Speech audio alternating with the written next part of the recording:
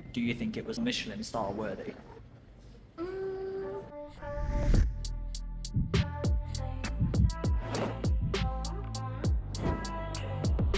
Today, we have something really special for you.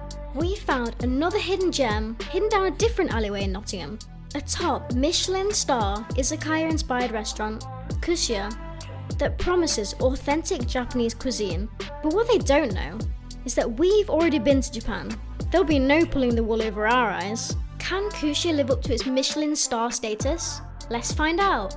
If you didn't already know, Kushi-Ya means skewer shop, plain and simple. We already have a little indication as to what to expect today, but I promise you this, there's much more than simple skewers here. When you first walk in, you'll notice just how minimalistic the interior is. There are no cheap gimmicks here. I think what Kushi-Ya is trying to do is replicate the authentic nature of a real izakaya in Japan. Classic, clean, simple, and lets its food do the talking. Food speaks, you just have to listen. First things first, let's try a Kushi-Ya cocktail. This is miso dark and stormy, rice shochu, miso, ginger beer and yuzu. To say there's fiery ginger beer in here, it goes down dangerously smooth. I want another one already and I haven't even finished my first. We're jumping straight into the small plates, because I don't care how many Michelin stars you have, buddy. You can't trick me into paying £5 for some glorified green beans, though they're probably really nice. But still, you can get a whole bag from Asda for under £3. We're gonna start with prawn Katsu Sando, gochujang Marie Rose, and shredded lettuce. This is my personal favourite, and I really didn't expect it to be. From the soft pillowy bread to the crispy coated succulent prawn katsu in the centre, everything about this is inviting. This takes me back to those delicious pork katsu sandos I had every day in Japan. And when I say every day, I mean every day. It's funny, before Japan, I was the last person to rave about a sandwich, but let me tell you, Japan converted me, and this will convert you. Don't underestimate how tasty this is. If you ask me to compare this to the ones in Japan, in my eyes, Japan wins purely on filling to bread ratio. The bread is thinner but cloud-like, but honestly, Kushi-Ya's isn't that far behind, and the prawn katsu itself would be impossible to beat, even by Japan's standards. Soy braised pork shoulder, lettuce and condiments. This is the most expensive dish on the menu, and I'm not mad about it. That's how good this is. To me, it's almost reminiscent of a really elegant Japanese twist on Chinese crispy aromatic duck pancakes, but with Korean influences too. And who knew pork shoulder could be this tender? Now I know what you're thinking. You always say that, Tyne, but believe me when I tell you, we barely touched it with our chopsticks and it fell apart. Not only that, each and every component of this is Michelin star worthy. Sweet, sour, spicy, salty, you name it, you get it. And the crispy tempura batter is another unexpected treat that gives it that added crunch. The condiments really enhance this dish, and it's also fun assembling the perfect bite, and you can experiment with a different balance of flavours and textures each time you try it. Don't be put off by the price. You won't regret it. Chicken and tofu tsukune, tare and egg yolk. That's right, we ordered both. We're really going for it this evening. Maybe you're thinking, I'll just skip the tofu. It doesn't really have much taste or substance. Wrong answer. This is about to change your whole belief system. Don't get me wrong, I've flirted with vegetarian cuisine in the past, but it's never fully won me over. But I can now say without a shadow of a doubt that tofu won this hands down. The texture was insane. The chicken tsukune was firmer like a meatball skewer, whereas the tofu had a soft, delicate texture without being bland. It was packed full of flavour, and I highly doubt you could get anything remotely similar to this anywhere else. If a Michelin star was given for one dish alone, it was this, because this is unique. It's time! Question 1. What does Kushi-Ya mean? Do you guys know? Do you know? Take a wild guess. 3, 2, 1. Izakaya style? I see what you mean. The technical term for Kushi-Ya is... Wait, is it like kushiyaki? You're on the right lines. Pull me out my misery. Skewer shop.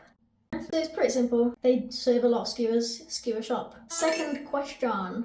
Where did the term Michelin star come from? 3, 2, 1. The Michelin tire company. Paint me yellow and call me banana. Damn it! I really thought I was gonna get you. Nah. No. They've been dirty. So it originated in France as a feature of the Michelin guidebooks. It comes from the French tire company Michelin, which ding ding ding ding ding, you got right. I had no idea that they were like the same thing, Michelin, you know what I mean? The idea was that the more places people visited, the more tires that would be sold. Yeah. So it makes sense. It does. So that's how it started, that's how it originated. Did you guys know that they were saying Michelin? Let us know. Bonus fact, the very first Michelin star was awarded in 1926. That's like a long time ago. I didn't realise it was going that long. No, I didn't. Question 3. Last question. What is the maximum amount of Michelin stars a restaurant can receive? 3, 2, 1. I feel like this is a bait because normally if something's rated, you normally use like a 5-star system. I feel like saying 5-star, but I'm going to go out of my way and say 7. Whoa, I didn't think you were going to say that. It's 3. That's the max amount. I don't know if I knew that. I think I would have probably guessed 3 or 4 if I'm honest. Bonus fact! Do you know the difference between a restaurant with 1 Michelin star and, say, 2 or 3 Michelin stars? Do you know what the defining thing is? Yes. You're bluffing, you don't know. He doesn't know. I know. It's simple math, really. Incorrect. If one has 1, There we go. you add 1, and you get 3. Shut up.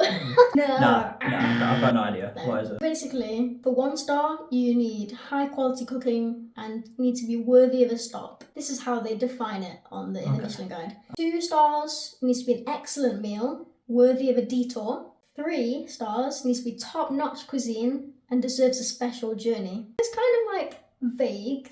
Like, I didn't realise it was going to be that vague. It's interesting the way they put it. Basically, They're defining it like an experience. But there is also 5 criteria they consider, which is a bit more specific. These are the 5. Quality of product, mastery in flavours and cooking, personality of chef and their cuisine, value for money, and consistency between visits. Just thought you should know. How many did you get correct? Yeah. Let us know in the comments. Here's a bonus question. Alright. Oh, I like surprises. Unless I look stupid. You ready? What? Who asked? Sure. Tiger prawns with strange flavour sauce. I'm a huge seafood fan, but for me to get excited, I need Big Daddy prawns, the king of prawns, and it's all my family's fault. We eat thick prawns at Christmas, and now I settle for nothing less. Now this mysterious miso flavour sauce is the star of the show here, and I even dipped some leftover bread in it, and it soaked up like a dream. In fact, if I could pay to have the sauce as a dip, I'd do that instead. Ain't nothing strange about that. But I'm still wondering what gives it that luminous green hue. Maybe it's radioactive and I'll obtain superpowers. I'm praying for teleportation and omnilingualism. Just saying. Beef with black garlic mustard. This is the colour of witchcraft, and I have no idea what sorcery was involved, but apparently, black garlic has something to do with that. This isn't intensely spicy like the mustard I'm familiar with. The beef has a smoky flavour with a subtle sweetness from the light sticky glaze. It's tender and juicy but not melt in your mouth kind of tender. It's firm when you bite into it, which for all you meat lovers out there, this is perfect. It certainly isn't my go-to, but by the sounds of it, it's pretty darn tasty and well worth a try. Amazake pudding, umeshu soaked cherries and almond. I've never had Amazake pudding before, not even in Japan, and I regret that. This is possibly the most refined, decadent dessert I've ever had.